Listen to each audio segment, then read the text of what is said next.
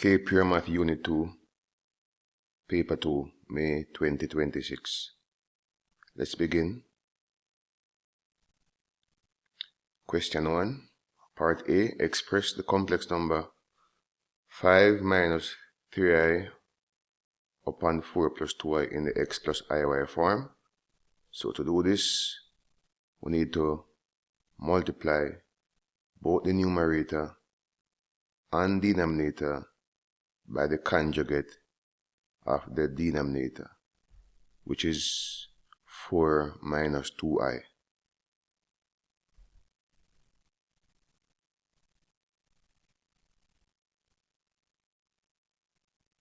So let's expand the bracket. So in the numerator, 5 times 4 is 20. 5 times minus 2i, that's minus 10i. Minus 3i times 4, that's minus 12i. And minus 3i times minus 2i, that's positive 6i squared, all over, and expand now the denominator. 4 times 4, that's 16. 4 times minus 2i, that's minus 8i. Minus 2i times 4, 2i times 4, that's positive 8i. And 2i times minus 2i, that's minus 4i squared. So we can group like terms. So we have 20. This is minus 10i, minus 12i, add and keep a sign, that's minus 22i.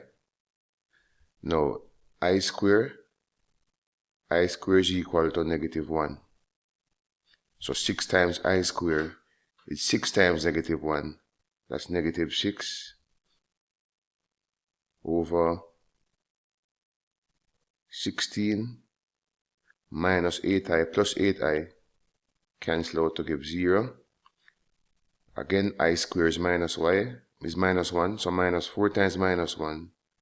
That's positive 4.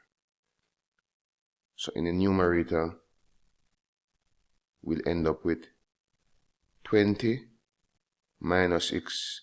That's 20 minus 6 if we group the constants. That's positive 14 minus 22i all over 20. 16 plus 4, 20. So we can put each term in the numerator over the denominator. So that's 14 over 20 minus 22i over 20. And if you wish, we can reduce 14 over 20, divide through by 2, that's 7/10. Divide through by 2, that's 11/10 I. So in the form x plus iy, 7/10 minus 11/10 I. Let's move on to part B. The complex number z is negative 1 plus root 3i. Calculate the value of the modulus of z, and the modulus of z is the square root of x squared plus y squared, where x would be minus 1 and y would be root 3. So x squared, that's minus 1 squared plus root 3 squared. Negative 1 times itself, that's positive 1. And root 3 times itself, that's positive 3. So that's root 4, which is equal to 2 units. Next, we're asked to find the argument of the complex number z. So we can do an Argand diagram. Let's do an Argand diagram quickly. So if we do an Argand diagram here, so it's negative 1, this is the imaginary axis, and this is our real axis. So negative 1 plus root 3, so negative 1 on the real axis, and positive root 3 on the imaginary axis. So the point will be here, and R would be here. So this angle is theta. That's angle 1. That's the argument. The angle formed with the positive side of the real axis and R here. Now to complete this diagram, we close the triangle on the real axis, always on the horizontal axis. So we have a right angle triangle here. We can call this angle alpha. What we actually want is theta, the argument. That's the angle formed with this line that runs to the point and the real axis. So we can use the tan ratio. So now tan theta, well, let's call this angle alpha here. Tan alpha. Tan is opposite over adjacent, and the opposite to the alpha here is root 3 over the adjacent here. The length here is 1. So tan alpha is just root 3. That means alpha is tan inverse root 3, which is approximately 60 degrees. Alright, so this angle is 60 degrees. So if this angle is 60 degrees, angles on a straight line add to give 180. So theta, which is what we call the argument of Z, is equal to 180 minus 60 degrees. That's 120 degrees. Alright, so this angle is 120 degrees. That's the angle we want. And usually we're asked to put this angle in the radians. To convert from degrees to radians, we simply multiply the 120 by pi over 180. So to convert the angle to radians, that's 120 times pi over 180. So 10 into these, we get 12 over 18 divided by 6. That's 2/3.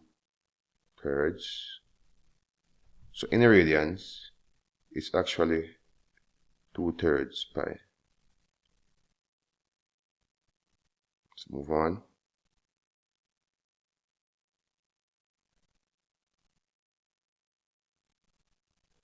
So now we're asked to use the Moivre's theorem to determine the value of Z raised to the power of 12. Alright, so recall that Z was -1 plus root 3i. Now in polar form, let's put Z in polar form. In polar form, the polar form is R cos theta plus I sin theta. Alright, so Z in polar form, well, R was 2 and theta was 2 pi over 3. So it's cos 2 pi over 3 plus I sin 2 pi over 3. So that's Z, the complex number Z in its polar form. And now we're asked to find Z to the 12th power. So we're going to raise both sides here to the power of 12. To raise both sides here to the power of 12. So Z to the power of 12. Now the Moivre's theorem. So we take the radius on the outside here and raise it to the power of 12. So it's not with 2 to the power of 12. And the theorem says, we raise R outside the bracket here to the power here n, which is 12. And in the brackets, we multiply the power times the argument, times the angle here, theta. So we'll have 12 times 2 pi over 3, which is 12 times 2 is 24, 24 divided by 3, which is 8 pi, plus I sin 12 times 2 pi over 3 that's 8 pi.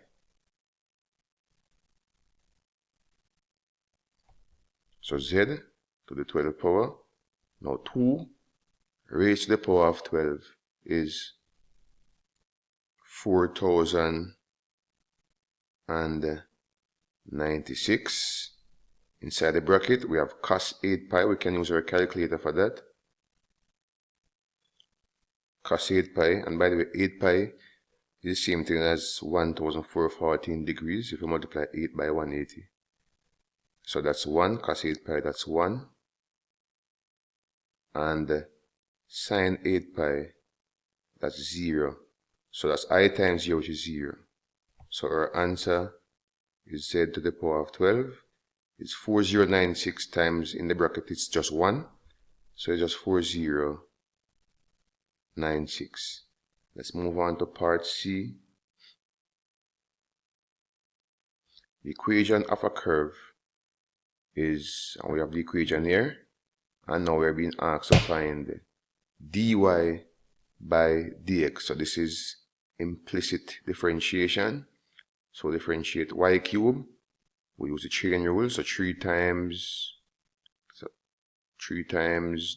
y, subtract 1 from the power, differentiate the y, we get dy by dx, differentiate 3x squared y, we'll apply the product rule, so we differentiate this 3x squared first, we get 6x, we keep the y, plus, and then now we alternate. This time now we keep the 3x squared,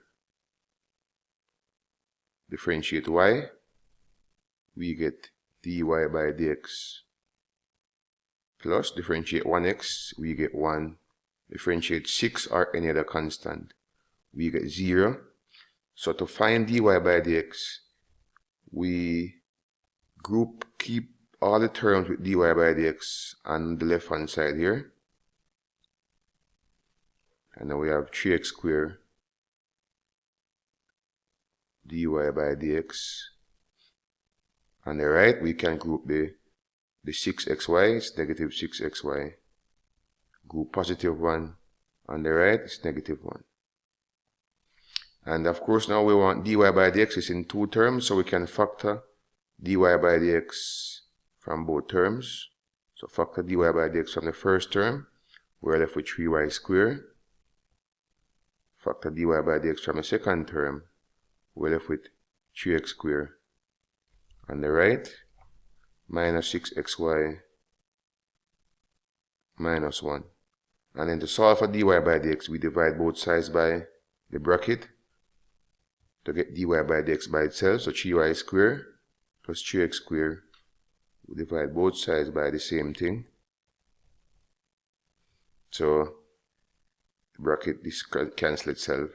So we're left with dy by dx is equal to minus 6xy minus 1 over 3y squared plus 3x squared. Let's move on.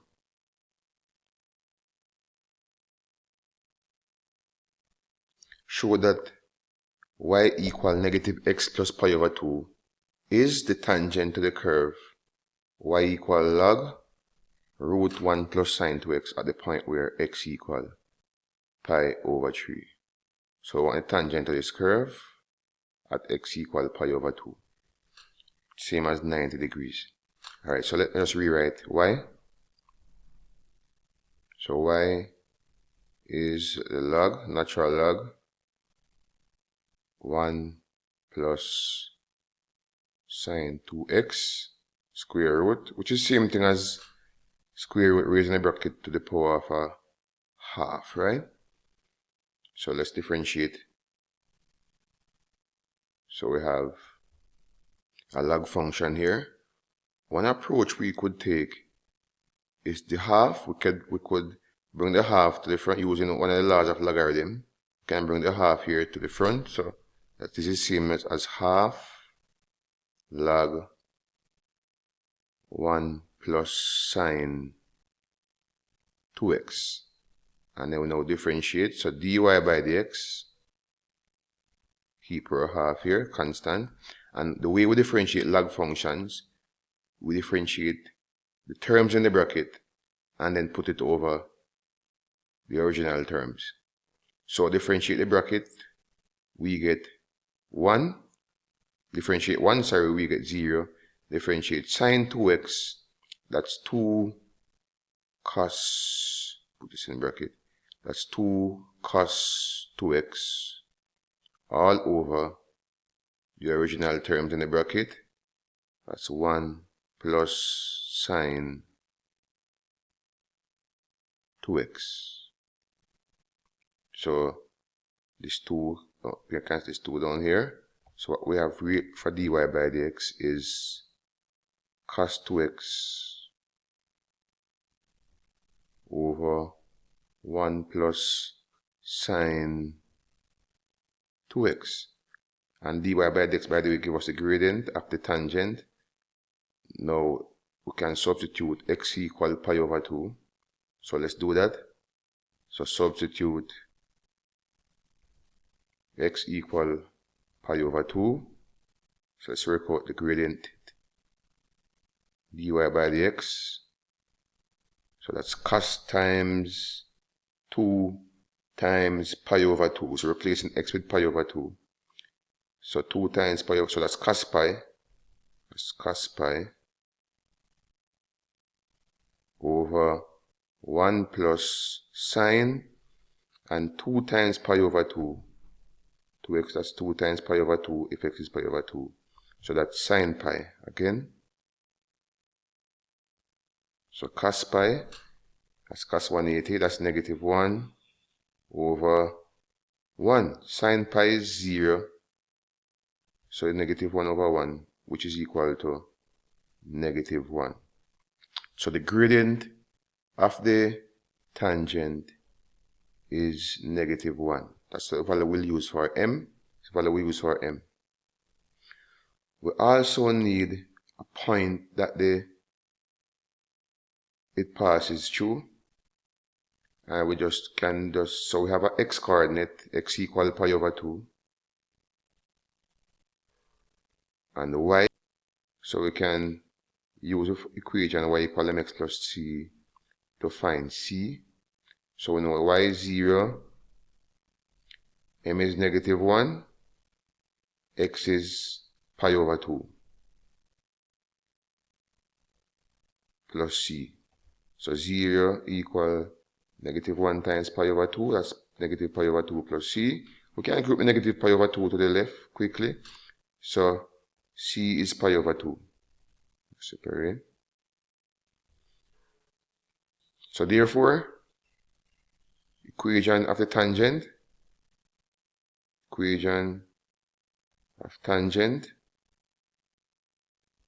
in the form y equal mx plus c. So is y equal m, and m is negative 1. So it's negative 1 x plus c. M is negative 1 x, which is negative x plus c, and c is pi over 2. And that's what we were told we should get. Y equal negative x plus pi over 2 is our equation of the tangent. Let's move on to question 2. Apply the trapezium rule with 3 equal intervals to estimate the value of the integral of tan x between the limits 0 and pi over 3. Now the formula for the trapezium, let me write a formula for the trapezium rule first thing. The trapezium rule formula, so the integral of a function with respect to x between the limits a and b is equal to h over 2 into f of x0 plus 2 times fx1 plus 2 times fx2 plus that plus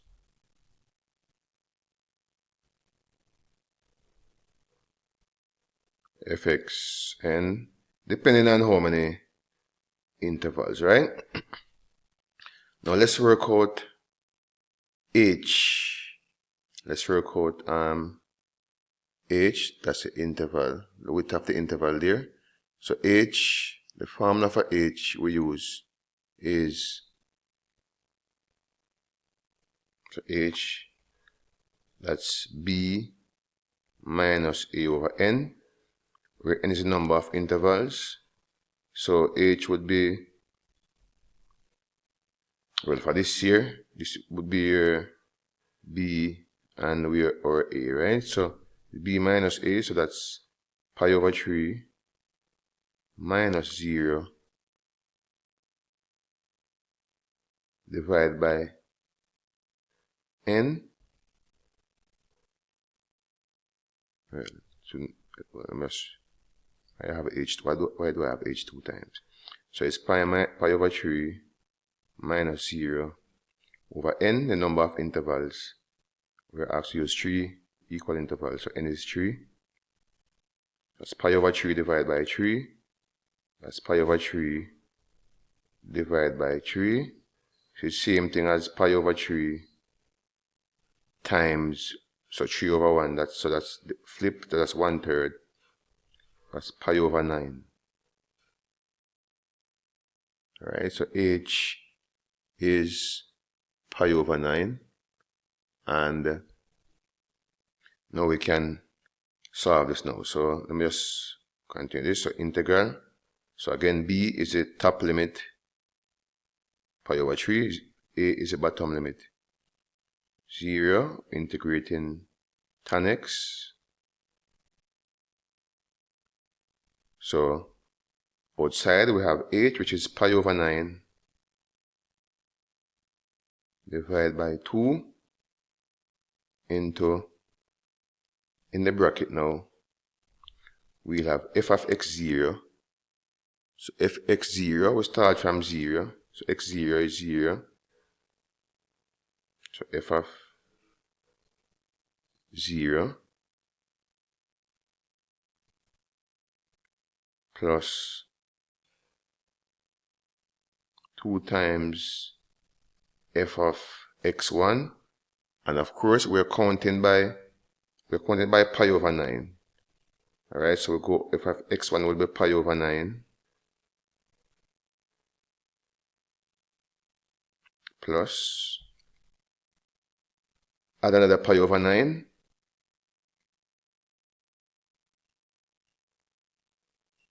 so the next, in the bracket we have f of 2 pi over 9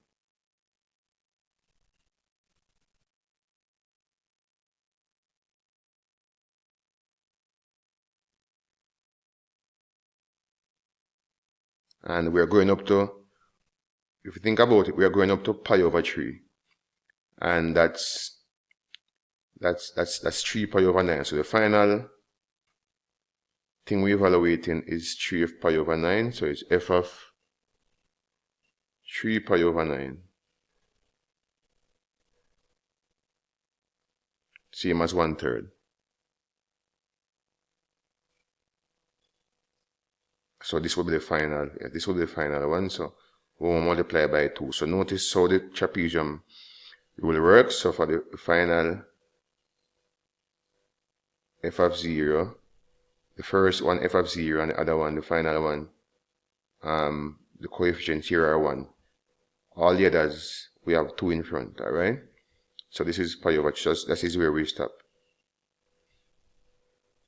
So to match what's going on with the formula here, so if x0 here would be 0, the first thing we're evaluating, and the final thing we're evaluating, fxn. So in this case, fxn, which is our final interval here. We don't have, it's just 1 in front. The rest will 2 2 in front the function. Alright, let's work this out now. So tan x, so f of x is tan x. Alright, so we're using f of x to be whatever function we're integrating as tan x. So here we have pi over 9 divided by 2. That's pi over 9 times half, which is pi over 18. In the bracket, f of 0 is same as finding the tan of 0, which is 0. And in our calculator, we can enter 2 times tan of pi over 9. That's very good. So that's 2 times pi over 9. That's 2 times 0.36. Tan pi over 9, that's 0.364. 0 if I'm using 4 decimal places. Plus tan, plus 2 times tan 2 pi over 9. That's tan 2 pi over 9. That's calculator, that's 0.8391. Plus tan, this is pi over 3, the final one. Alright, so tan pi over 3, that's 1.7321. Okay, let's enter these numbers in our calculator. So we have with pi over 18 in the bracket. So enter this in our calculator. The bracket works out to 4.1383. And if I'm using 3.14, I'm using 3.14 for pi divided by 18 times the bracket, I'm getting 0.722. Using an appropriate trig identity, determine the exact value of the same integral in tan x between 0 and pi over 3. So we can rewrite the tan as sine over cos, so 0 pi over 3. We know tan x is sine x over cos x, and to integrate this, we can log the denominator minus. So if you think of how we integrate this function here, we can just check it back. If you should differentiate log of the cos x, you'll get negative sine x over cos x, and a double negative will give you back the positive sine x over cos x. So we know the integral of sine x over cos x is a minus log of cos x, and we're integrating between limits pi over 3 and 0. So we form two brackets. In the first bracket, replace x with pi over 3. So it's minus log cos pi over 3 minus, in the other second bracket, minus log cos 0. Just bracket the cos. Thus cos pi over 3, same as cos 60, if you put the angle in degrees, and cos 60 is half. So it's minus log half. And here the double negative, end up with plus log, and cos 0 is 1.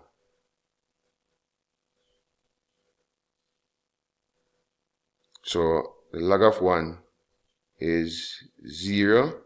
So we're just left with negative log of half. And the law of logarithm says that one thing we could do is to think of it as minus 1 times log of half. So we can put the power here. So this is same as log half to the power of minus 1, which means you reciprocate the half. Reciprocate half, that's what the power of negative 1 is saying. That's positive 2. So our solution is log 2 as an exact value. Part B. Use the substitution u equal cos inverse half x to show that this integral is equal to 5 pi squared over 72. So we're using you are using substitution cos inverse half x. So we know the rule for differentiating. Let's differentiate. We need to differentiate this function, so we can replace dx with du since we are using substitution. Right? So let's find du by dx. So du by dx.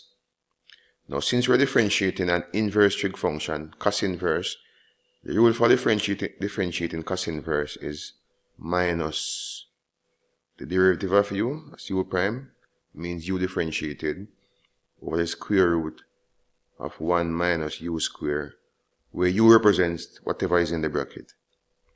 So that means du by dx, so u prime, so u is half x, so u prime is half x differentiated, which is half, so it's minus half, over the square root of 1 minus u squared, and that's so u is half x, or u is x over 2. So u squared, square both sides, that's x squared over 4. So u squared, that's x squared over 4. Now we can rewrite this by multiplying. So if you look at what we're asked to prove here, root 4 minus x squared, so we want to get rid of the fraction inside here. So to do that, we can multiply both the numerator and denominator by root 4 to get rid of this 4 here in the denominator. But you know, with fractions, to keep the fraction equivalent, we also have to multiply the numerator by the same thing, root 4. So hence, du by dx, so root 4, by the way, root 4 is the same as 2, so it's minus half times 2, which is really just minus 1, over, so root 4, so in other words, root times root, so now the rule root a times root b is root ab. So we can just keep our square root here and take the product of 4 times these terms in the square root there. So 4 times 1, that's 4. And 4 times x squared over 4, that's just x squared. So that's our expression for du by dx, and we want to transpose now for dx. We need to get dx. So to do that, we can just simply cross multiply. So if we cross multiply, minus dx is equal to root 4 minus x squared times du. And if we divide both sides by minus 1, or multiply both sides by minus 1, then positive dx is minus root 4 minus x squared times du. So this is our dx, negative root 4 minus x squared times du. So up here now, when we're substituting, let's rewrite this problem. All of this problem rewritten is the integral cos inverse half x, which is what u is. So the numerator is u.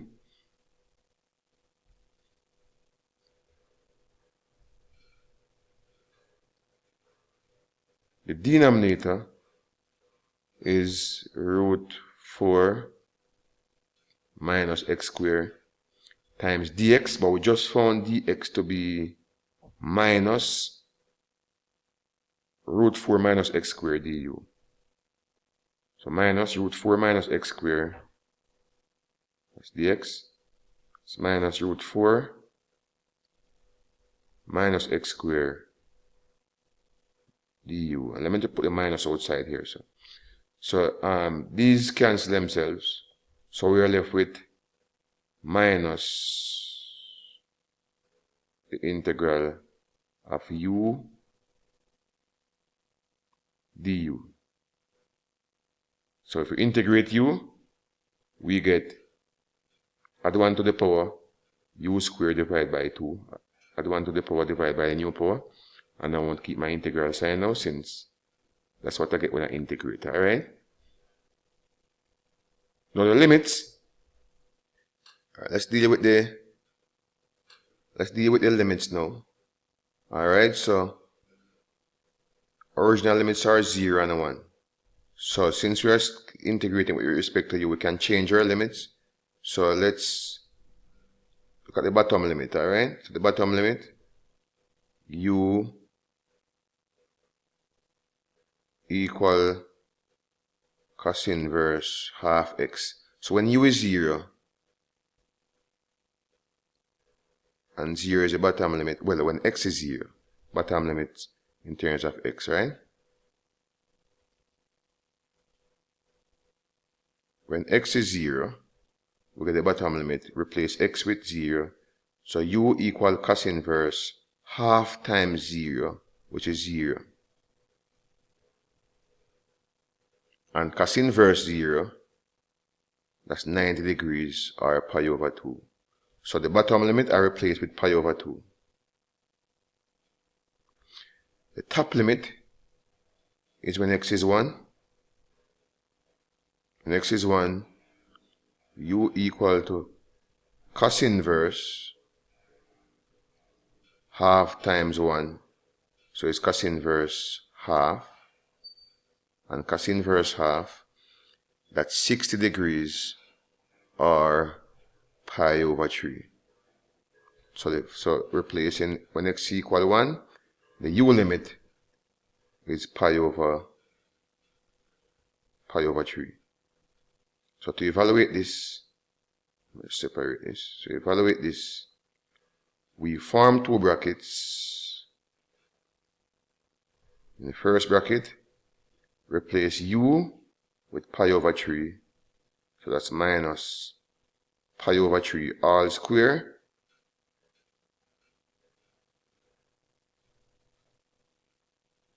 Divide by 4. Divide by 2, sorry. It's over 2.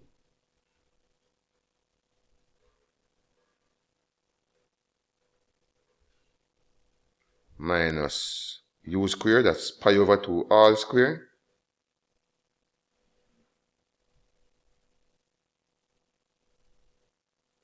Again, over 2. So let's work this out now. So this is minus pi square over 9. And divide by 2, so we get 18 here. Minus, well, minus, so a double negative gives us a plus, right? Pi square over 4 and divide by 2, that's pi square over 8. So we really have now it's pi square over 8 minus pi square over 18, and this is equal to 5 pi square over 72, and that's what we're asked to prove, right? It's 5 pi square over 72. Alright, let's move on.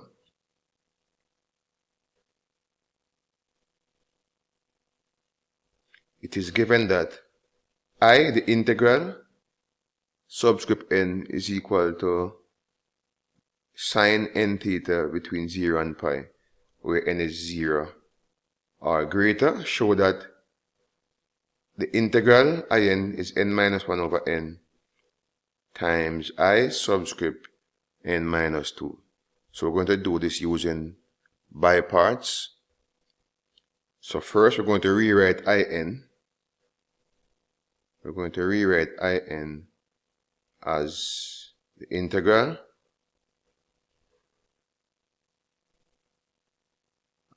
and we rewrite the sine to the power of n theta as sine theta times sine to the power of n minus 1 theta. So it's just a function rewritten. Alright, and based on the laws of indices, if we should multiply these two terms, you'll get back sine theta, sine to the power of n theta, because sine theta is theta to the power 1, right? So if you should add the powers, you'll get back n. So this is just in rewritten. Now let's apply the by parts. So move to the left, so give myself some space. So by parts, so integrate one of the functions, and of course we're integrating sine n theta using the by parts formula. Integrate one function sine, that's negative cos, well, just sine theta. Let me move the one. So that's negative cos theta, and we keep the other term function there. That's sine to the power of n minus 1 theta minus the integral, and how it works now, this negative cos theta here, this integral here, we repeat it in a second term, so we end up with, we put back negative cos theta, that's the integral, and of course double negative give us plus, so double negative give plus, so we can just rewrite it as plus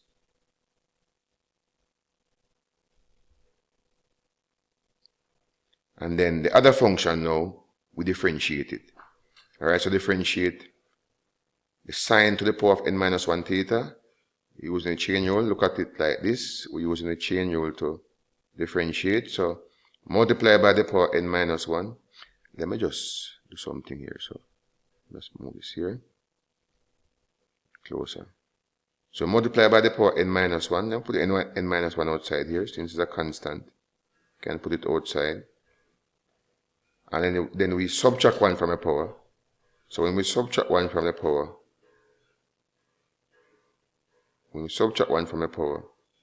the new power is n minus 2, n minus 1 minus 1. And then we differentiate the term in the bracket, that's cos theta.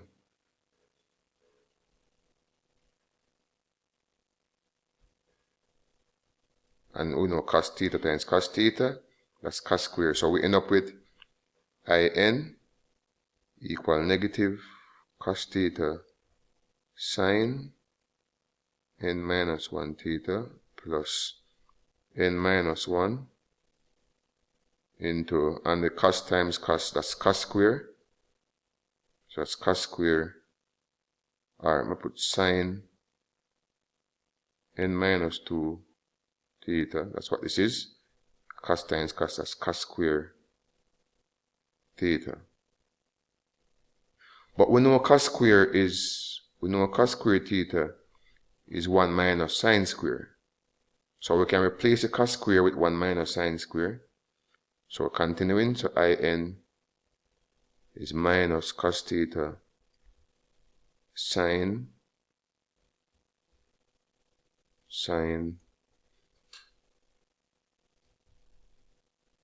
to the power of n minus 1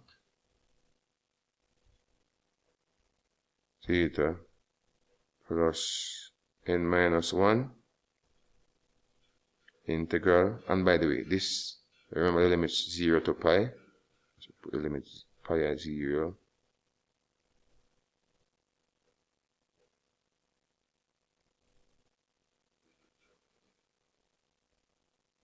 0 to pi, right? Don't forget the limits.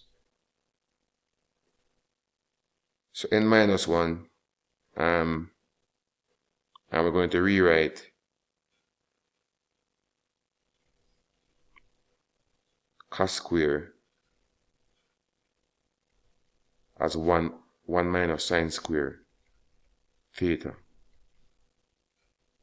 Let me just work out evaluate the first piece here. So in, evaluate this first piece here between pi and 0. Alright, so when we substitute pi,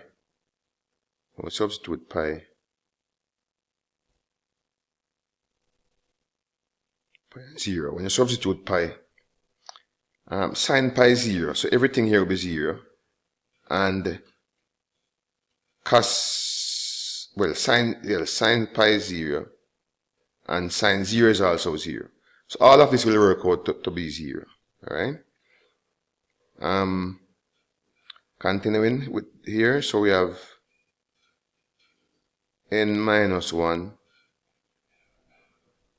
into, let me just expand the bracket now, so it will be sine to the n minus 2 theta times 1, that's sine n minus 2 theta, and then sine to the n minus 2 times sine square. If you add the powers, negative 2 cancel positive 2, so just sine n to the power n theta d theta, and of course the limits are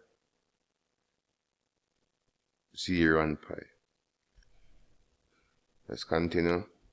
So this is in 0, so this is, we can just distribute the n minus 1. Alright, so it's n minus 1 times, let's separate the integrals here. So it's n minus 1 times integral of sine to the power of n minus 2 theta d theta. Let's separate them. Minus n minus 1 times this again. Distribute n minus 1. While separating integrals of sine to the power of n theta d theta. So continuing, we have n minus 1. And what is this? This is just, remember, in is sine to the power n. So the I subscript must have the same value as the sine, the power of the sine here. So this is, if you think about it, this is in minus 2. Whatever the power is, that's what the subscript is. Minus, and this is in. That's what in is, right? Between 0 and pi. So this is in. So we can group the terms in in together. So we have, on the left, we have in. We can group this to the right, to the left, sorry, with positive n minus 1. In equal to n minus 1 in minus 2.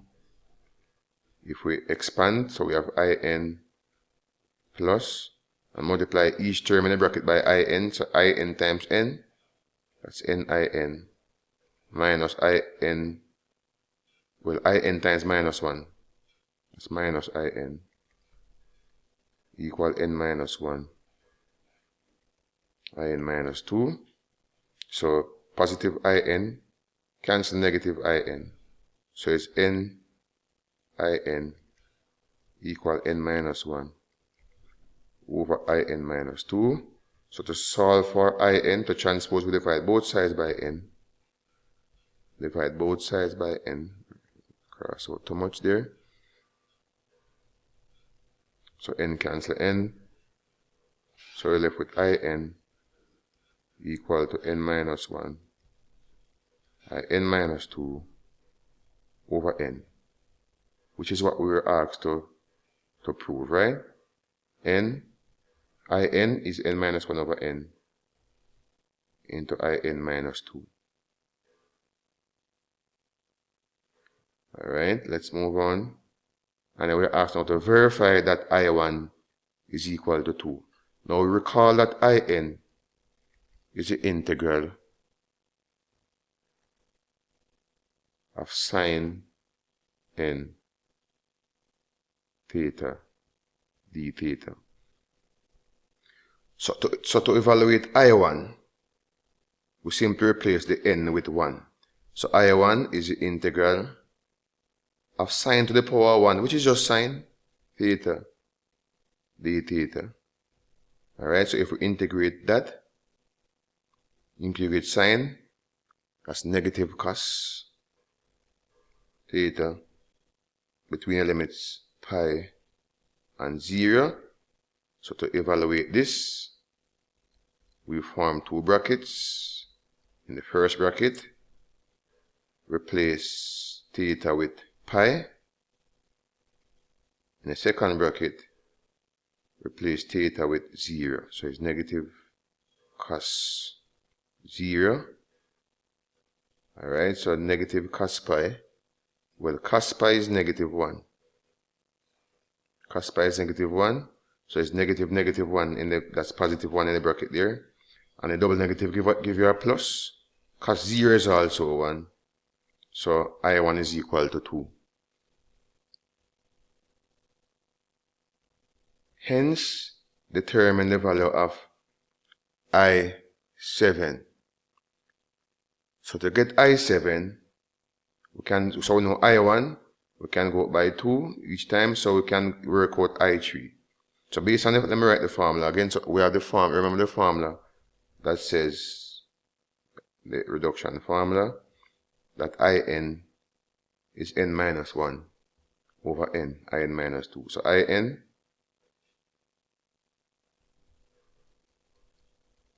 is n minus 1 over n, In minus 2.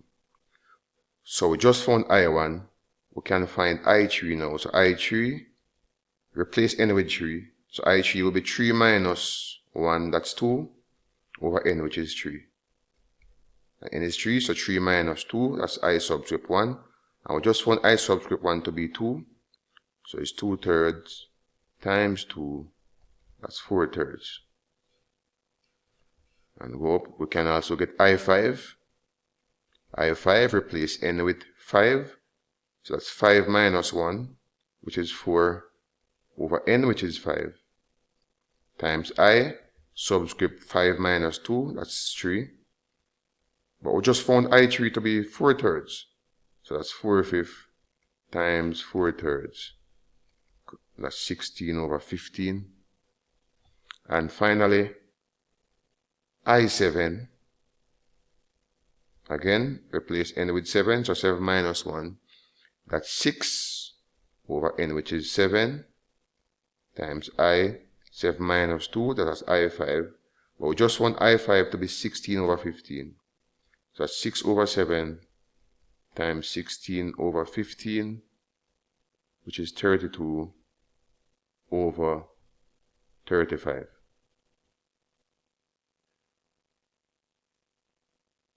Let's move on to question 3.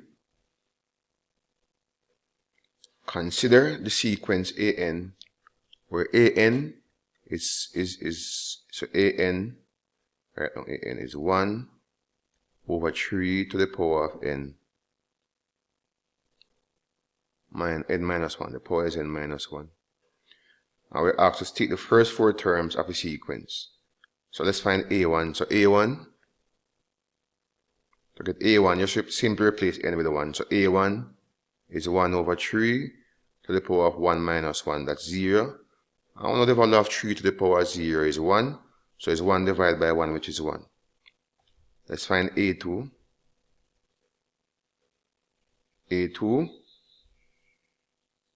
this time you replace n with 2. So it's 3. 1 over 3 to the power of 2 minus 1, which is 1. So it's 3 to the power 1. So that's 1/3. A3,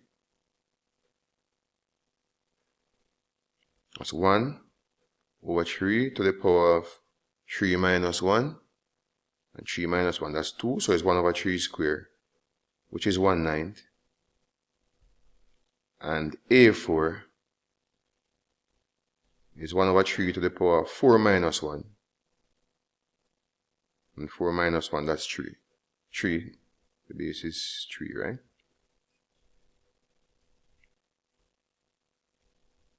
And 1 over 3 to the 4 minus 1, so 3 to the power of 3, that's 1 over 27. So we see we have a GP emerging here. So if A1, that was 1. Then what you have now? Then 1/3. Then 1/9. Then 1 over 27. And I guess it goes on. So you can see clearly that the common ratio there is 1/3. Show that the sequence converges. So we can do this a couple of ways. So the sequence converges mean the sum to infinity. It is a actual finite value. So we can use the fact that R, the common ratio, is 1/3, as we can see there. And we know as a general rule that when R is between +1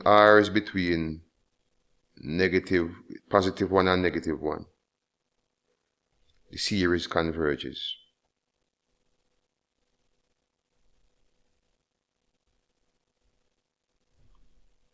Or we could find the sum to infinity, a over 1 minus r, and if we get a finite value, the series converges. A is the first term there, which is 1. 1 minus r is a common ratio, that's 1/3. So that's 1 minus 1/3, that's 2/3. So it's 1 divided by 2/3. That's 3 over 2, or 1.5. Alright? It's a finite value.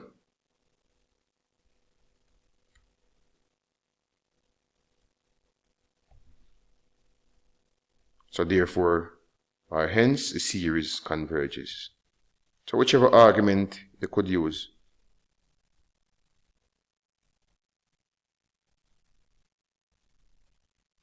to 1.5. So you can use either argument. Let's move on. Express the series 4, and by the way, 4 is 4 to the power 1, plus 4 squared, plus 4 cubed, and so on. So the power is increasing by 1 each time. So in sigma notation, that's 4 to the power of n, and n is going from 1 to, well, look at the final term there, from 1 to n.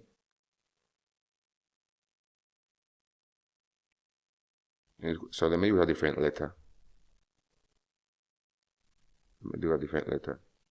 So 4 to the power of r, and r is going from 1. Or the letter U is not important, you could have used k or whatever letter. R is going from 1. R is going from 1, 4 to the power 1 onwards, to n. So that's the sigma notation. Prove by mathematical induction that series here gives us that. We're going to go through the basic induction steps. Alright, so step 1. So show true for n equal to 1. And as we can see there, the first term is 1. So first term there is 1. And the sum of the first term, replace n with 1. So that's 4/3. Replace n with 1. That's 4 to the power 1 minus 1. So it's 4 equal to 4/3. 4 minus 1, that's 3. So 4 equal to 4. So therefore, true for n equal to 1. Step 2. Let me do step 2 over here. Assume true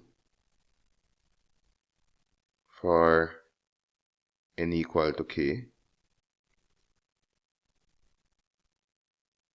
So replace n, and it's assumption.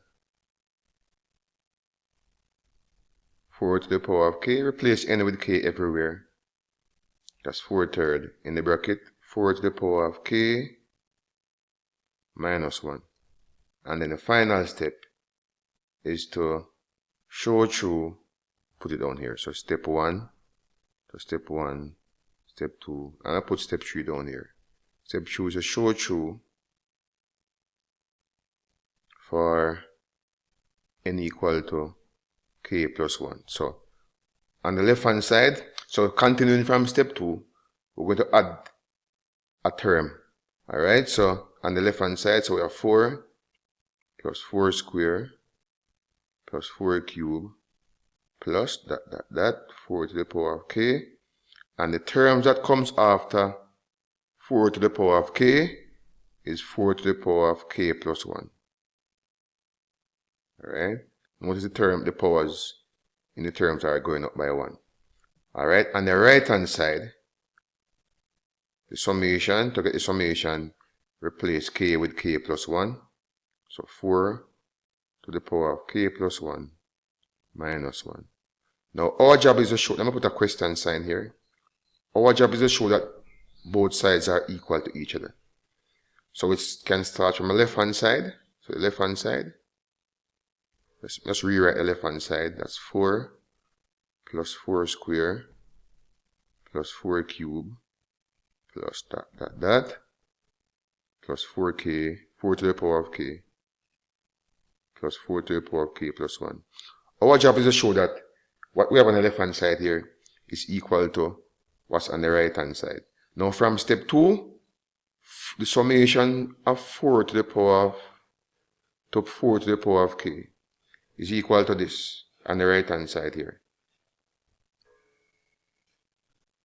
So here on the left, so 4 to the power of k, all of those summation is equal to, through substitution, 4/3 into 4 to the k minus 1. So all of this is equal to 4/3 into 4 to the power of k minus 1.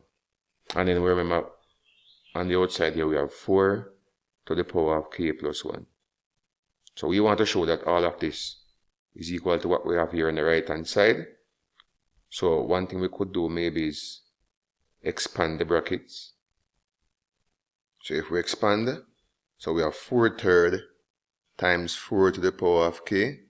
So we have 4/3 times 4 to the power of k. 4/3 times -1, that's negative 4/3 plus 4 to the power of k plus 1. Oh, we're working towards getting this. So notice we could try to get a denominator of 3. So I can put this over 1 and times numerator and denominator by 3. So all our terms have a denominator of 3, right? And then we can factor out 1/3 now. So if I factor out 1/3, what I'll have is just 4 times 4 to the power of k, which by the way is 4 to the power of k plus 1, right? Factor out 1/3, I'll be left with negative 4 here, plus factor out 1/3, I'll left with 3 times 4 to the power of k plus 1. Alright?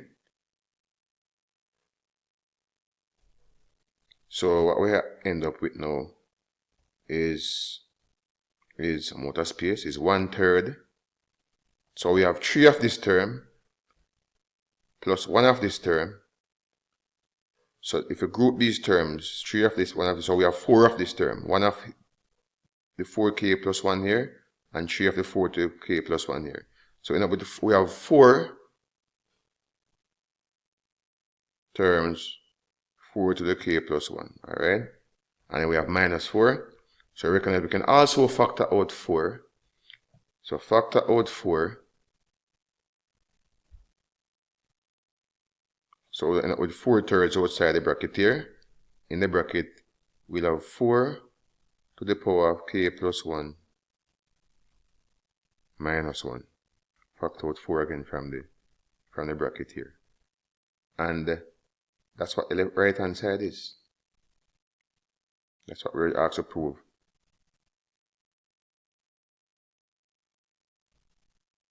Here's the same thing on the right hand side. So we have shown that the left hand side is actually equal to the right hand side. So therefore true for n equal k plus 1. Hence true for all values of n. For all natural numbers. Alright, where n belongs to a set of natural numbers. In part C, determine the values of a and b such that we have the expression there, so it's a partial fraction problem. So one thing we could do is multiply both sides by the denominator here. So we're going to multiply each term by whatever we have in the denominator here on the left hand side, 2r plus 1 times 2r plus 3. So multiply at the left side by 2r plus 1, 2r plus 3, they cancel, and that will leave us with 4. Multiply the a over 2r plus 1, the 2r plus 1 will cancel, leaving 2r plus 3. And if we multiply the b term by this, the 2r plus 3 will cancel, leaving us with the 2r plus 1. So we end up with b into 2r plus 1. And we can substitute our values now that make the bracket 0. So we're going to substitute or let r be equal to, now if you equate this to 0 and solve, you'll get negative 3 over 2. So if 2r plus 3 equals 0, bring over the 3 divided by 2, r equal negative 3 over 2. Negative 3 over 2. So we can let r be negative 3 over 2. Alright? So on the left we'll have 4, and on the right this will become 0. Because 2 times negative 3 over 2. Alright? All of that will become 0. And then in the bracket here, for this one, it will be 2 times negative 3 over 2. So 2r will be 2 times negative 3 over 2 plus 1. So you'll end up with 4 equal to 2 cancel 2. Negative 3 plus 1. So that's negative 2b. And if you divide both sides by negative 2, b is negative 2.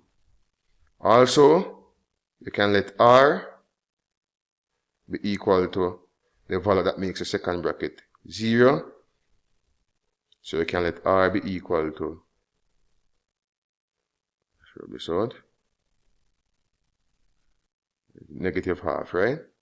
Because if 2r plus 1 is equal to 0, bring over 1 divided by 2, r equal negative half. So you can let r be negative half. So substitute again in this. We have 4 on the left. If we let r be negative half, in the bracket here we'll have 2 times negative a half plus 3. Plus, and then this 2 times negative a half, that's negative 1 plus 1, 0. So that would be 0 there. So 4 would be 2 times negative a half, that's negative 1, plus 3, that's positive 2. So the bracket will work out to be 2. So this will be 2a. Divide both sides by 2. Divide both sides by 2. So a is equal to 2. So it means therefore that this can be rewritten, replace a with 2 and replace b with negative 2, right? So use a method of differences, hence use a method of differences to show that this summation here, summation of r equal to 1 to n 4 over 2r plus 1 into 2r plus 3. Now, we just found that this can be rewritten as, I must rewrite it, r equal to 1 to n, and we just found that this expression here can be rewritten as this, a over 2r plus 1, and a is 2, right? And b is negative 2. So 2 over 2r plus 1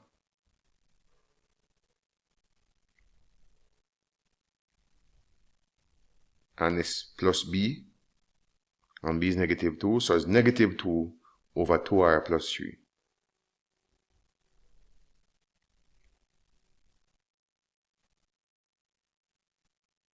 Alright, let's see if we can subfollow some r equal 1 to n and see if we see a pattern emerging here. Alright, so if I substitute r equal to 1,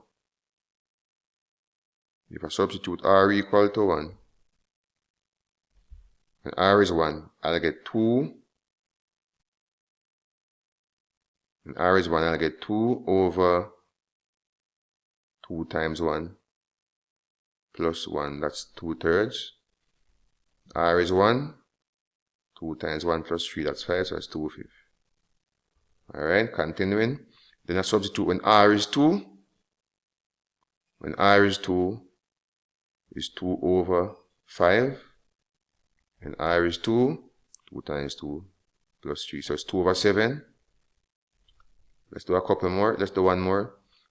When r is 3, 2 times 3, 6 and 1, 7. And r is 3, 2 times 3, 6, 9, that's 9. And we see a pattern emerging there. Let's continue to when r is n. When r is n, we should be able to find that is 2 over 2n plus 1.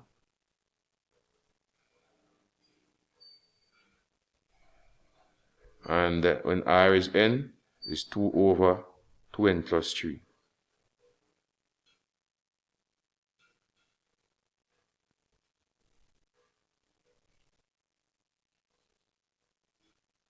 I see pattern emerging there. Notice what happening here. These terms, negative 2/5, positive 2/5. Pattern here, these terms will cancel out. So in the end, all you'll be left with is the first term and the last one. So in this case, it's 2/3 minus 2 over 2n plus 3. Right, so you'll end up with 2/3 minus 2. You'll end up with, come over here, out of space, with 2/3 minus 2 over 2n plus 3. And to get it to resemble this, we simply just factor out the 2. So if we factor out the 2, you'll have 1/3 minus 1 over 2n plus 3. And that's a proof there completed. Hence, calculate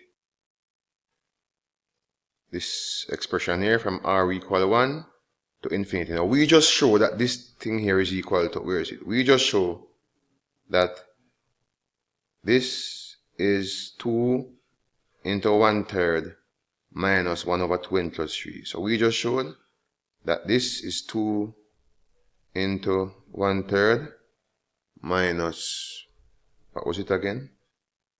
Minus 1 over 2n plus 3.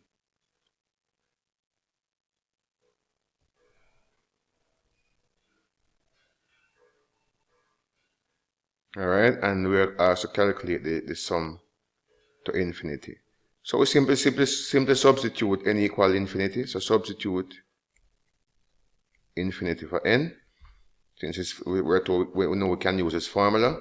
So this is equal to 2 into 1/3 minus 1. And if you replace n with infinity, the denominator will be infinity. 2 times infinity plus 3. So we have 1 over infinity, which is 0. That approaches 0. So this approaches 0. So you're left with 2 times 1/3 minus 0, and 2 times 1/3. That's just 2/3.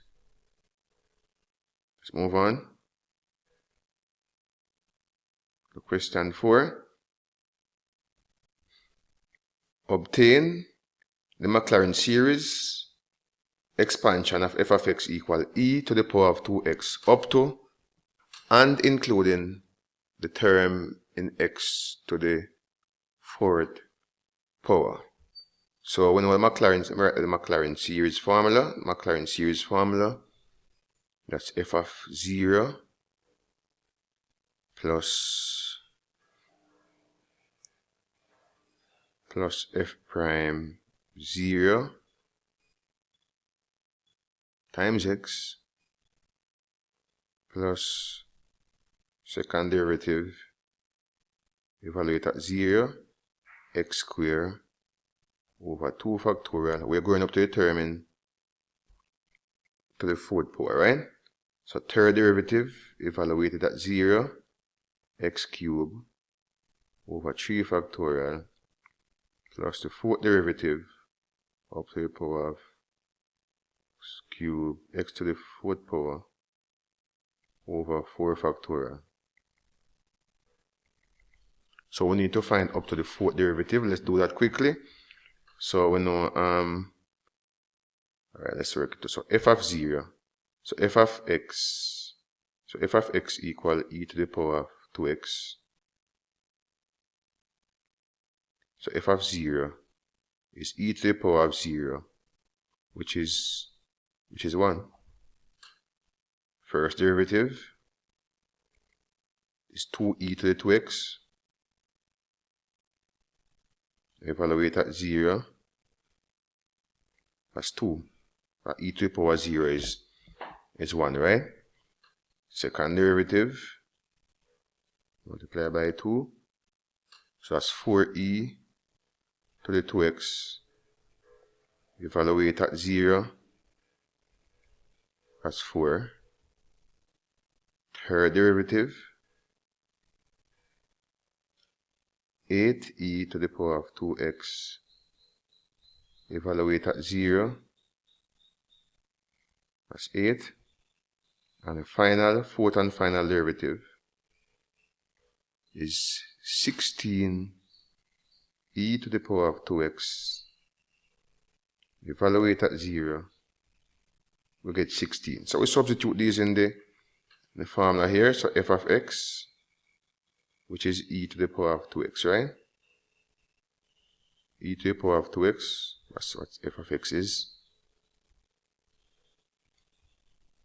The Maclaurin series is f of 0. Now f of 0 is 1. F prime 0, which is 2. So 2x.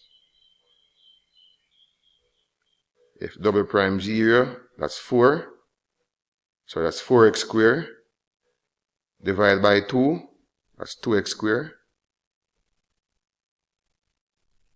Plus third derivative, that's 8. So that's 8x cubed over 3 factorial, which is 6. And this, we can simplify this to 4/3 if we wish. And the final one, fourth derivative is 16. So that is 16x to the 4th power over 4 factorial, which is 24. And of course, you can divide through by 8 and simplify this to 2/3. Alright, so that's our solution. Part B.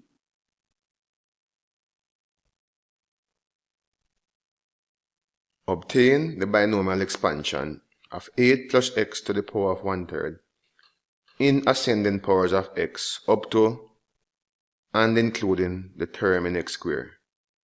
State the value of x for which the expansion is valid. So we have a formula when the power here is a fraction there, so we have 1 plus x to the power of n is equal to 1 plus nx plus up to a term in x squared. So we can start at this term now. So n times n minus 1 x squared over 2 factorial, and it continues. Now, aim is now is to let's rewrite 8 plus x 1/3 by factoring out 8. So now we're doing 8 plus x to the power of 1/3. Alright, so we can factor out the 8. Well, cube root of 8. So factor out the cube root of 8. So in the bracket we'll have 1, divide both terms in the bracket by 8, plus x over 8. So we can rewrite it like that.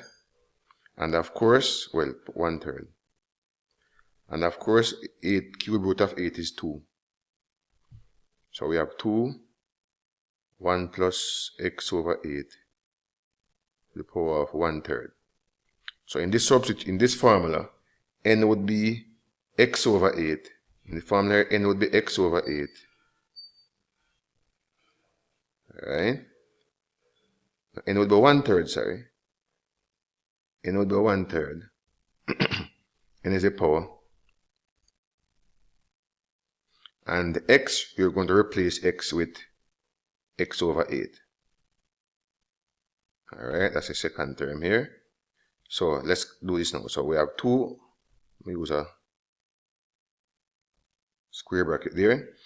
So let's do so. So it's 1 plus, so we're expanding this, right? So it's 1 plus nx. Now n is 1/3. And you're replacing x with x over 8. So it's 1/3 times x over 8 plus n times n minus 1. So that's 1/3 times 1/3 minus 1. That's negative 2/3 x squared. And remember, we're replacing x with x over 8. That's x over 8 all square over 2 factorial. So over 2. And by dividing by 2 over 2, dividing by 2 is same thing as multiplying by half, really. So dividing by 2, same as multiplying by half. So let us times it by half. Plus, and we're stopping there since we're going up to a term in x squared, right? Let's simplify this now. So we can, let's expand first. So 2 into 1 plus, so this is 1, x over 24.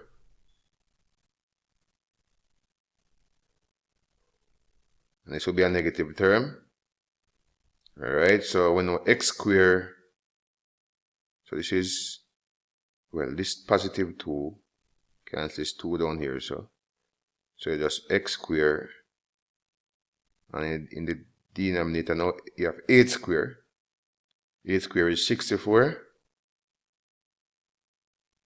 and then 3 times 3, so you have 9 down here, right? So we can distribute the 2 now. So it will be 2 times 1 plus 2 times x over 24 and 2 times, so 2x squared over 64 times 9. So this is 2 into 24, that's 12, so that's x over 12, minus 2 into 64, that's 32. So in the denominator is 32 times 9. 9 times 2, 18. 9 times 3, 27, plus 1, 28. So 288 in the denominator. So that's it. Let's move on to part C. Use the intermediate value theorem to show that cos x equal x times e to the power of negative x has a root between x equal 1 and x equal negative 5. So to do this, we can let f of x be equal to the equation here where everything is on one side. So I'm going to bring over the cos x, bring over this term here, so and everything on one side. So cos x minus x e to the power of negative x. So to use the intermediate value theorem, we find f of 1. So f of 1 would be cosine of 1 minus replacing x with 1 everywhere. So it's minus 1 e to the power of minus 1. But remember, when you're doing this now, your calculator must be in radians. Alright, that's the assumption. So put your calculator in radians and you should get 0.1724. Just enter it as it is in your calculator. Let's find f of 1.5. This time we're substituting 1.5 for the x. So it's a cosine of 1.5 minus 1.5 e to the power of negative 1.5. And I am getting negative 0.264. Alright, so the multiply, so now f of 1 times f of 1.5 is equal to 0.724 times negative 0.264. And that should give you a negative number. So the value, when you calculate this, is a negative value. So you get a value less than 0. Since one number is negative, one number is positive. So you get a value that's less than 0. So hence, so therefore, a root lies in the interval 1 and 1.5. Since f of 1 and f of 1.5 give you different signs, with making the product negative, which is less than 0. Use the method of interval bisection to determine, correct to one decimal place, the approximate root of the function. Here, cos x. So again, let me just rewrite the function. Group everything on the left hand side. So cos x minus x e to the negative x. Alright? So we want the solution between the number 1, and 1.5. Number 1 and 1.5, right?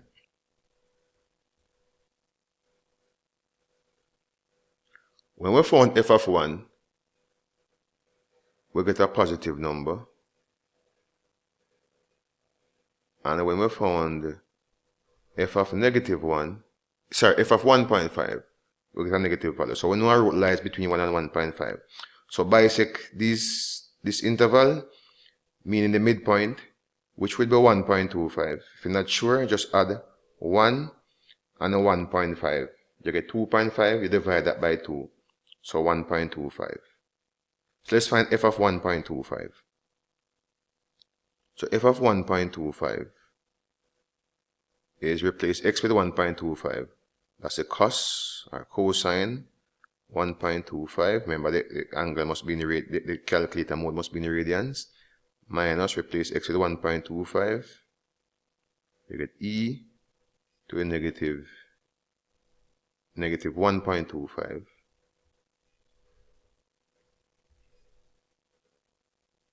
And you're getting negative 0.043. So f of 1.25 give us a negative value.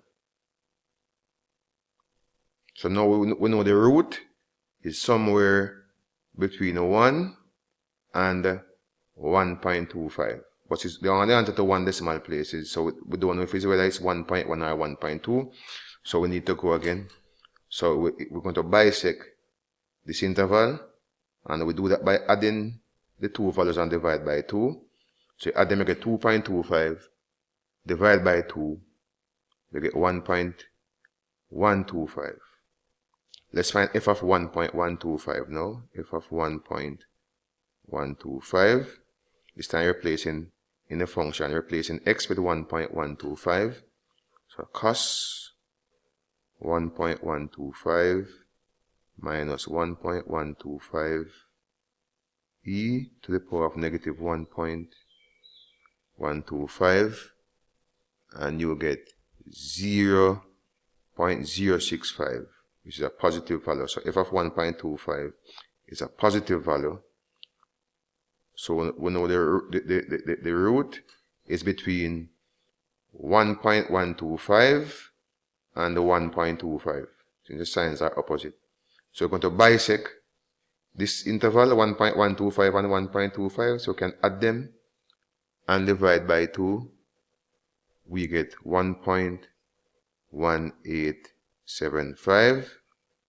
So let's find f of 1.1875. So f of 1.1875. So that becomes cosine of 1.1875 minus 1.1875 e to the power of negative 1.1875, and that gives us, as positive, I think 0.1. Give us a positive value. 0.1, calculate 0.1. Let me just double check it. 0.01, which is positive.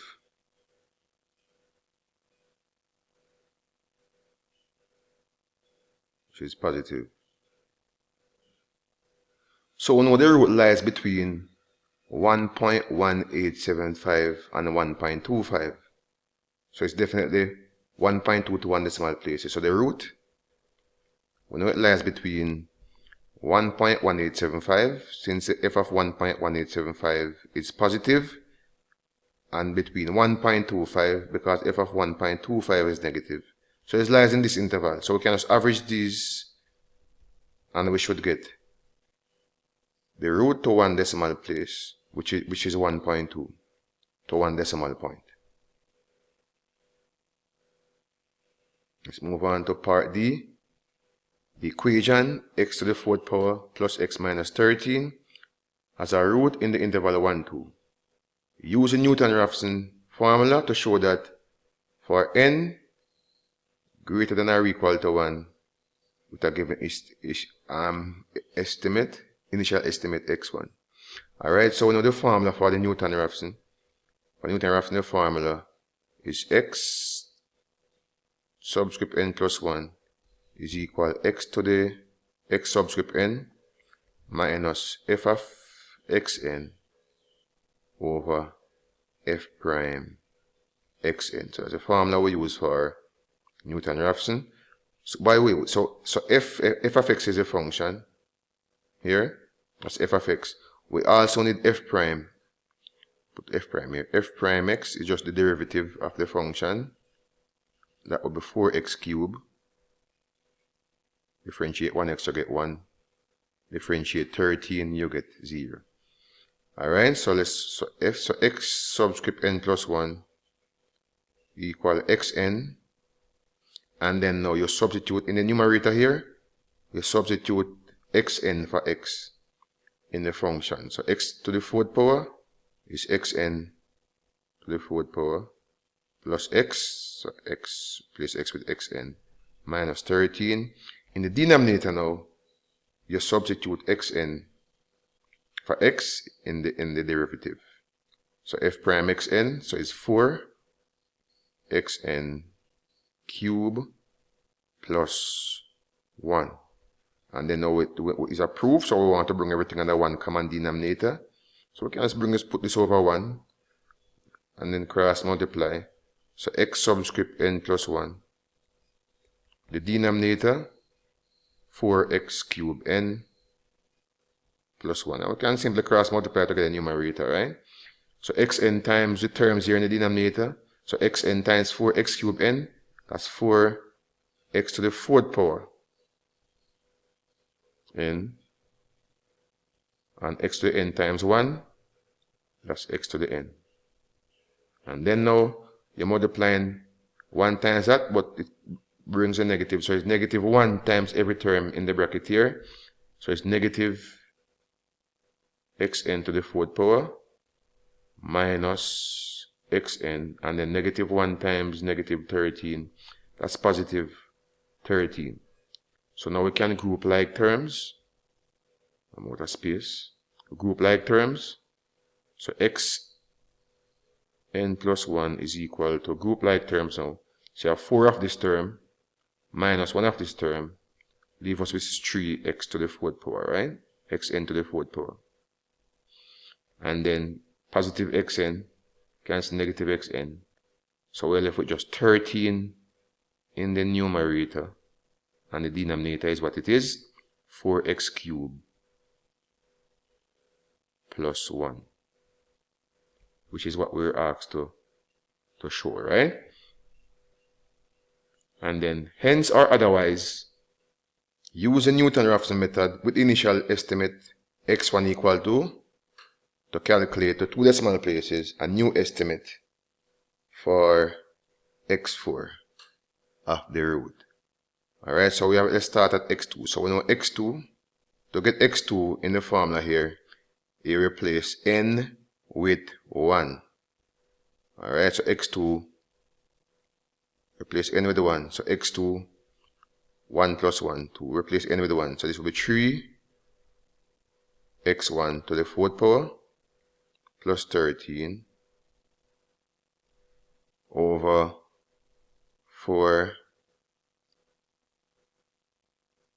x cubed subscript 1 plus 1. And we're using x1 to be 2. So we substitute 2 for x1. So it's 3 times 2 to the 4th power plus 3 over 4 times 2 cubed plus 1. Alright. And you write this out. This would be 1.848. Use a calculator for that. X, we're going up to x to the 4th, so we need x subscript 3. This time, same formula, replacing n with 2. So x subscript 3, 2 plus 1, 3. So it's replace n with 2, so it's 3 x subscript 2 to the 4th power plus 13 over 4 x subscript 2 to the 3rd power plus 1. But we just found x subscript 2 to be 1.848. So it's 3 times 1.848 to the power of 4 plus 13 over 4 times x subscript 2 to the 3rd power. So 4 times 1.848 to the power of 3 plus 1 in the denominator. And this works out to be, the numerator will be 47.99. This would be 26.244 in the denominator. And this should be 1.829. And x4, which is what we really want, x subscript 4. So in the formula again, so it's 3, replace n with 3 this time. So it's 3 times x subscript 3 to the 4th power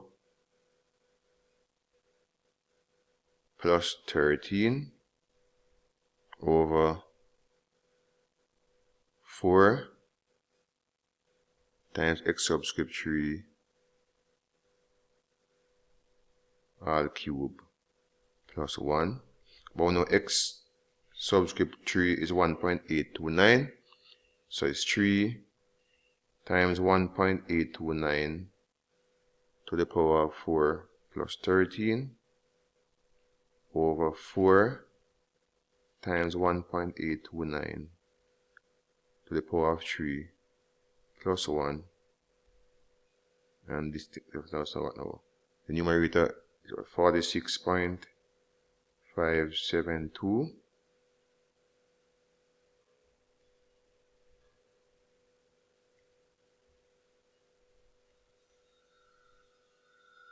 over the denominator should be 25.474, and this works out to 1.83. So two decimal places, x4 is 1.83. We are now at question 5. It's not so clear, but it reads, a fair coin, so it's a fair coin, can land on heads, H for heads, or tails, T for tails, and a fair die whose sides are numbered 1 to 6. So in other words, a die and a coin was tossed simultaneously. Determine the sample space of the possible outcomes of the experiment. So it's not printed so clearly, but what it says, so we have a coin, and the coin, and we have a coin was tossed, fair coin, and that die was also tossed. So the coin is heads or tails, and for the die, 1 to 6. They were tossed simultaneously. So in terms of the possible outcome, so we know the dice, we can possible outcomes are any number from 1 through to 6. 4, 5, 6. And the coin, the possible outcomes are heads and tails. So the heads or tails. I must do a diagram of all the possible outcomes.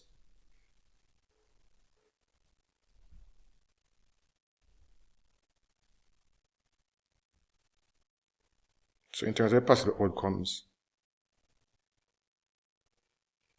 so we can have heads and 1, head and 2, head and 3, 4, head and 5, head and 6.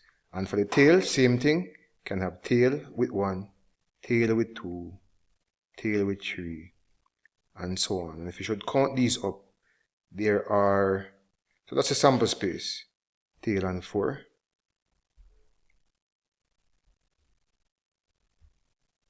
tail and 5, tail and 6. So these are all the possible outcomes. And you'll notice if you count them, so we have 12 possible outcomes. Another way to get the number of possible outcomes, so use the fundamental principle of counting. So for the coin, we have 2 possible outcomes, and for the dice or die, we have 6 possible outcomes.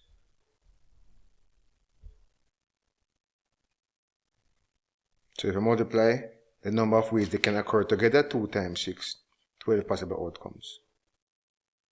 Part F, let F be the event that the die lands on a 5. Calculate the probability of head given that a 5 was shown. If I'm using a table, so if a 5 was shown, so we know already a 5 was shown, and that can happen 2 ways. Either a head show with 5 or a tail show with 5. So there are 2 ways of getting a 5 and 1 way of getting a head with a 5. So it's 1 over 2. So the probability of head given we already know a 5 was played. So if a 5 was played, that can happen 2 ways, 5 on tail or 5 on head. So the probability of getting a head, given that a 5 is, we know it's a 5, is a half. 1 out of 2. State with reason whether H and F are independent events. So let's find the probability of H. So if independent, let's write the condition first. So if independent, if H and F are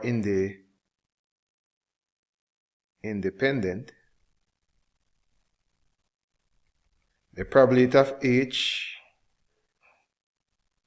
intersect f is equal to the probability of h times the probability of f, if independent.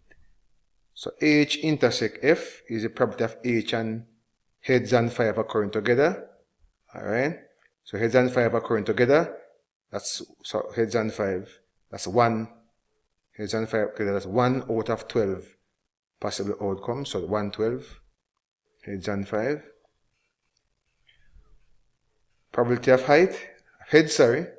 probability of heads, so heads, so there are 6 ways of getting heads, 1, 2, 3, 4, 5, 6, out of a total of 12 possible outcomes. So there are 6 ways to get heads out of 12 possible outcomes, and the probability of 5, there are 2 ways to get 5 out of 12 possible outcomes. So probability of getting a 5 is 2 out of 12.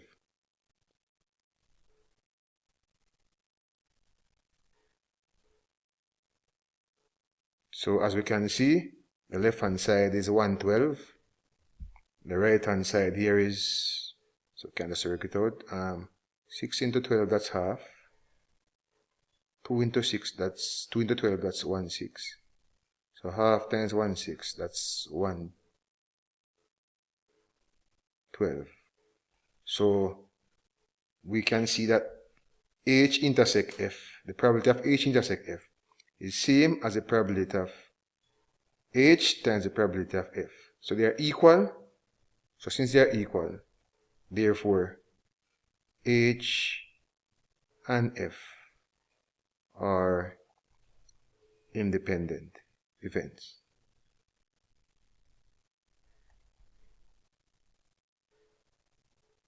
Let's move on to part B. Calculate a number of ways of arranging 3 letters from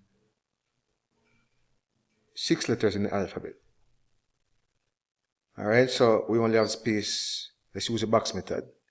So 3 letters from 6 letters in the alphabet. So if we have 6 letters, in the first slot in the box here, we have 6 choices. Since there are 6 letters, so any of the 6 letters can go here. In the second, since we would have placed a letter in the first box, we now have 5 choices for the second slot. So if we put 2 letters in the first 2 slots, out of the 6 you're left with now 4 choices of letters to put in the third slot. And we can just multiply them. So the solution here would be 6 times 5 times 4, which is 120 ways. Next, or we could have used the formula 6p2.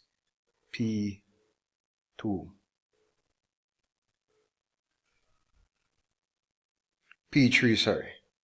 So we could have used that and we'll still get your 120, since you have 6 letters and you're selecting 3 letters from the 6. And 6p3, because what happened, the order will be important. We assume that the order would be important, or the order matters. So for example, ABC would be different from ACB, and so on.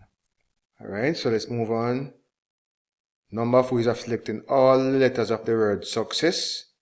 So success has how many letters now? 1, 2, 3, 4, 5, 6, 7. So that's 7 factorial. Divide by the repeats. So S was repeated 3 times. So S is there. So we have 3 S's. U, only 1 U. C, so 2 C's. So 2 factorial for that. And we only have 1 E. So that's 7 factorial over 3 factorial times 2 factorial. And if we use your calculator,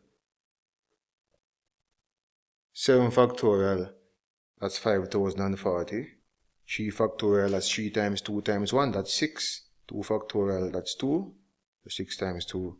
So use your calculator. We'll get 420 ways to arrange the letters of the word success. Alright, a committee consists of 5 math teachers and 7 English teachers. So 5 math, 7 English. Determine how many ways can a subcommittee may be formed if 2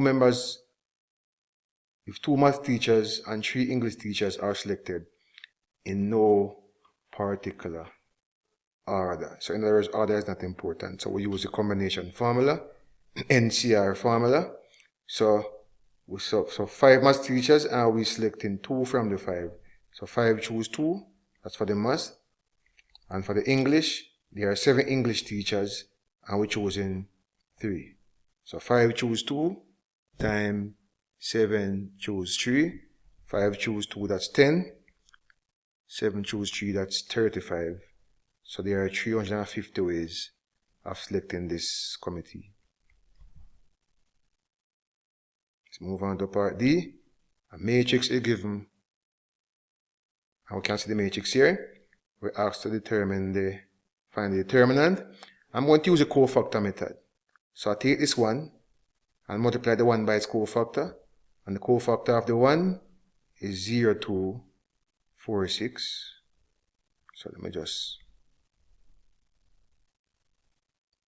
0.246. And to get the cofactor for the 1, we simply cross out the row and the column the 1 is in. You're left with 0.246. Now for the second number, we're using the top row to do it. So for the second number in the top row, we change the sign, so it's -2 times the cofactor of 2. Cross out the row the 2 is in and the column. So the cofactor here is 3 to -1, 6. And then the final term in the top row is 5.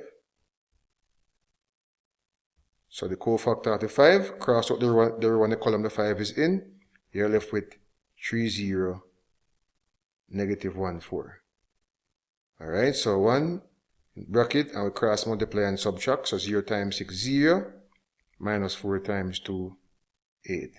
-2 in this bracket. So 3 times 6 is 18. Minus -1 times 2. That's -2. So the double negative end up with +2 here. And for the 5, 3 times 4, that's 12. -1 times 0, that's 0. So we simplify this. This is 1 times -8 in the bracket, that's -8. Well, in the second bracket, that's 20. So -2 times 20, that's -40. And for the final bracket, 5 times 12, that's 60. So this is -48 if you add and keep the signs. So it's -48 plus 12. So the determinant plus 60, so the determinant is 12.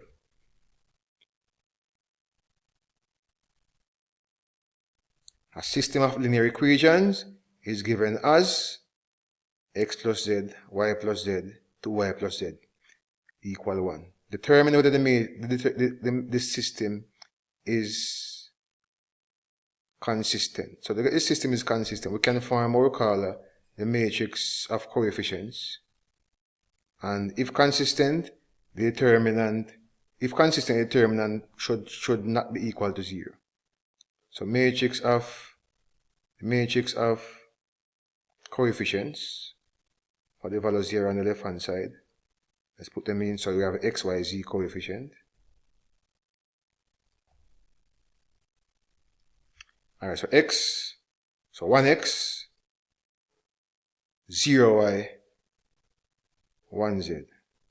Next, there's no x, 1y, 1z.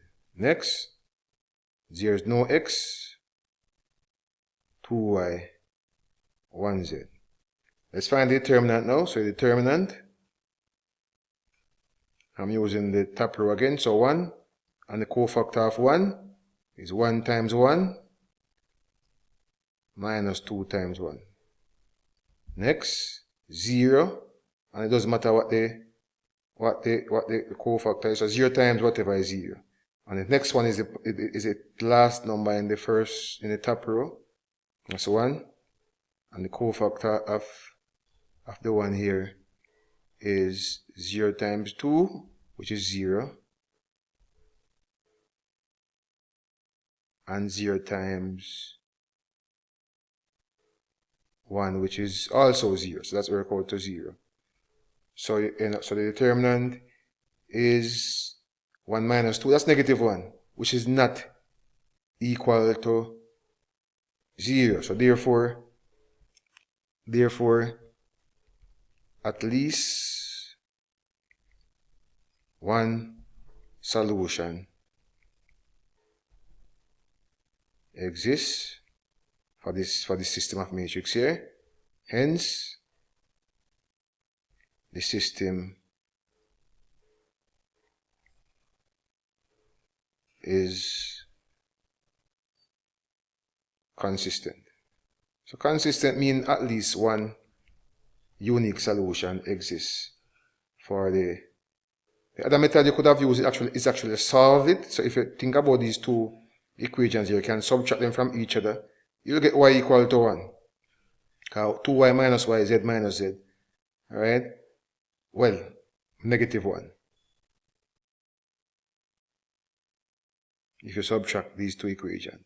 And if you can find the value of y, you can sub it in equation 2, the middle equation, and find the value of z. So if y is equal to negative 1, then z will be equal to positive 3. And you'll be able to find x. If z is equal to positive 3, then x is equal to negative 2. So at least this is a unique solution. So once you can solve the problem, a unique solution, you know the system is consistent, alright? At least one solution exists. Let's move on to question 6. Calculate the value of k for which a matrix is singular. So a matrix is singular if the determinant is equal to 0. So let's find the determinant. 1 times k plus 1, that's k plus 1, minus negative 2k times 5. The double negative is a plus, so it's actually a plus. So it's 10k equals 0. So group the k's on the left hand side, 1k and 10k, that's 11k. Group the one on the right hand side, that's negative 1. So if we divide both sides by 11 to solve for k, then k is negative 1 over 11. So when k is negative 1 over 11, the matrix is singular. So in 6b, we have a differential equation here to solve. dy by dx minus y is equal to x, and we're asked to find the general solution. So we're going to use the integrating factor method since it doesn't seem like it's separable. So I'm going to use the integrating factor method. So the integrating factor is given by e to the integral of the y coefficient. Now, the y coefficient, that's negative 1. Negative y is negative 1y, right? So the negative 1 dx, alright? So the integrating factor is e to the power, and the power is the integral of the y coefficient, which is negative 1. So the integral of negative 1, and the integral of negative 1 is negative 1x. That's negative x. So we're going to multiply each term in the original equation by the integrating factor. That's negative x. So we're going to multiply each term in this equation here by the integrating factor. So e to the negative x times dy by dx. And we're going to multiply the right hand side. Well, e to the negative x times y. So we multiply each term by e to the negative x. And e to the negative x times x. And then the next step after we do that now is to integrate both sides with respect to x. So we're going to integrate both sides now with respect to x. So integrate the left hand side, it's always y times the integrating factor. When I integrate the left hand side here, it's always y. The integral is always y times the integrating factor. On the right hand side, we're going to we have a product of two functions here. We're going to be using the integration by parts method. So I'll integrate e to the negative x first, and I'll get e to the negative x divided by negative 1, which is negative e to the negative x. And we keep the other term, which is the x. So the integration by parts. So the first part, integrate the exponential function there with e to the negative x divided by negative 1. Leave x alone. In the second part now, we repeat the integral here. Repeat it here. So it's negative e to the negative x. But of course, the double negative gives a positive. So let me just change it to plus because of the double negative. And then the function we didn't trouble in the first part, we differentiate it. Differentiate x, we get 1. So it's 1 times e to the negative x, which is e to the negative x. Alright? So we end up with y e to the negative x equal minus e to the negative x times x plus, well, if we integrate now e to the negative x, we will actually get negative e to the negative x, right? Negative e to the negative x plus c. And we're transposing for y, so we can divide each term by e to the negative x.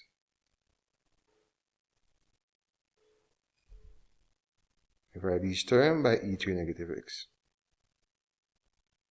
So that cancel, so left with y. Cancel, equal minus x. Cancel, that's minus 1. Divide by itself, and then you have your plus c.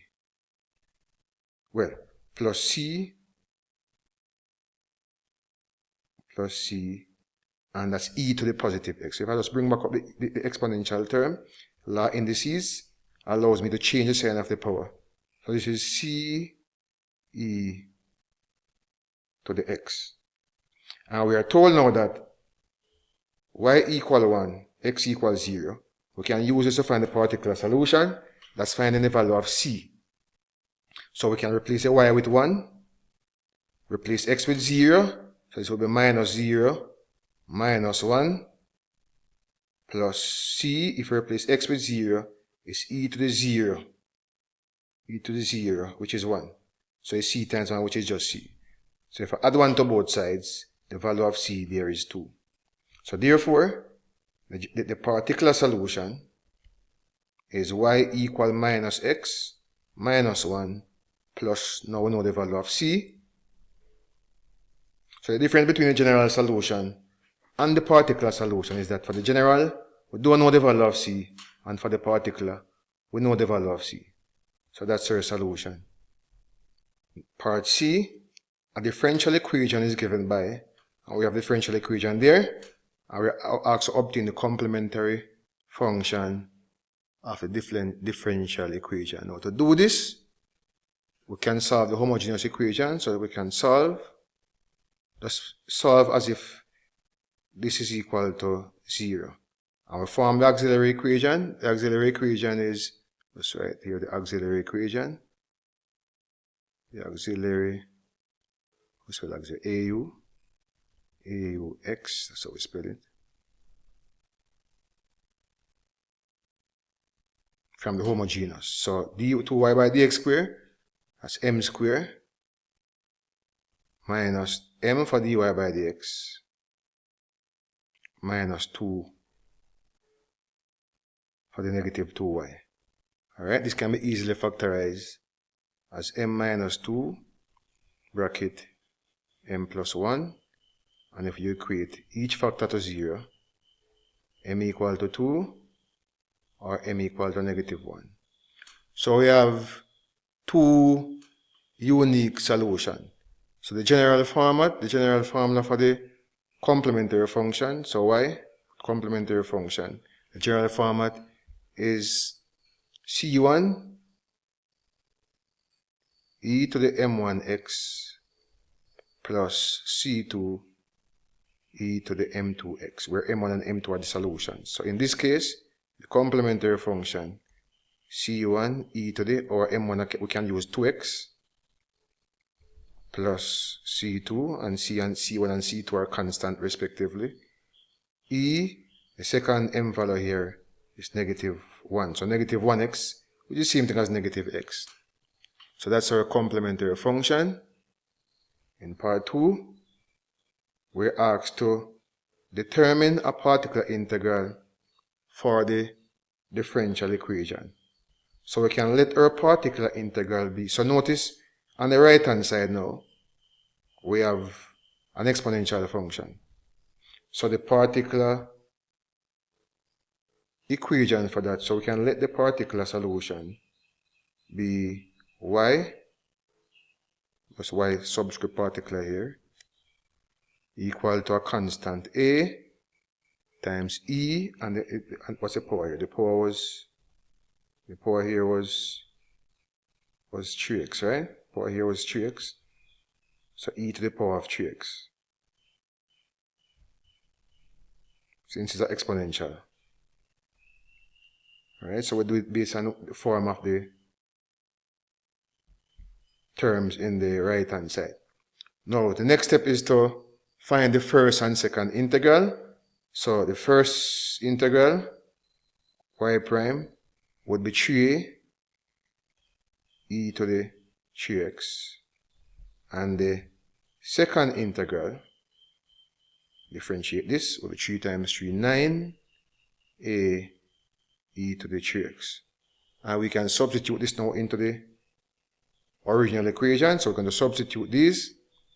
So all of this, right, we're going to substitute these into the original equation.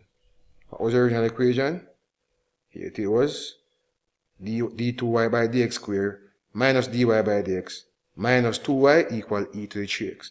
So d2y by dx is our second derivative, which was a, let me just write it out. So d2y by dx squared, what was the next term? Minus dy by dx minus 2y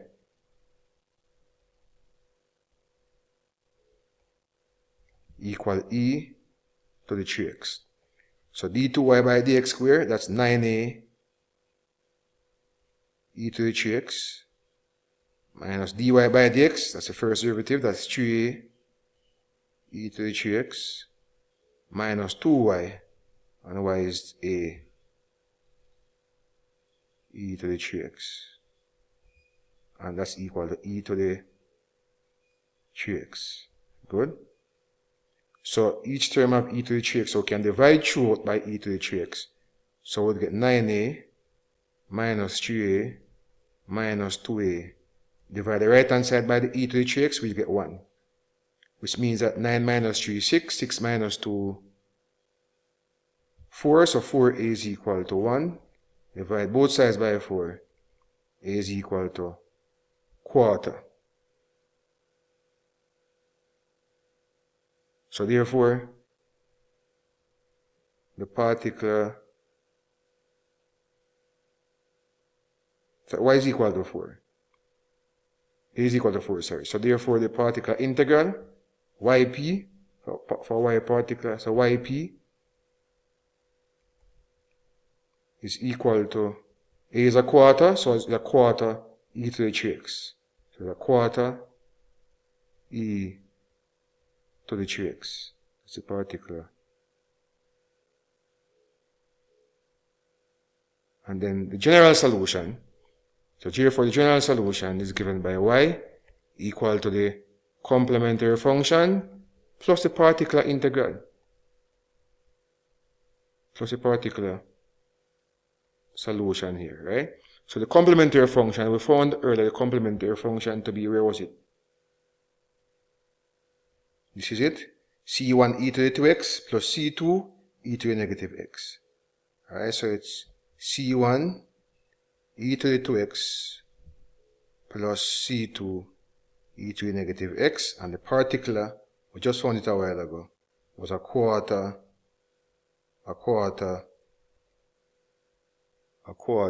e to the 3x.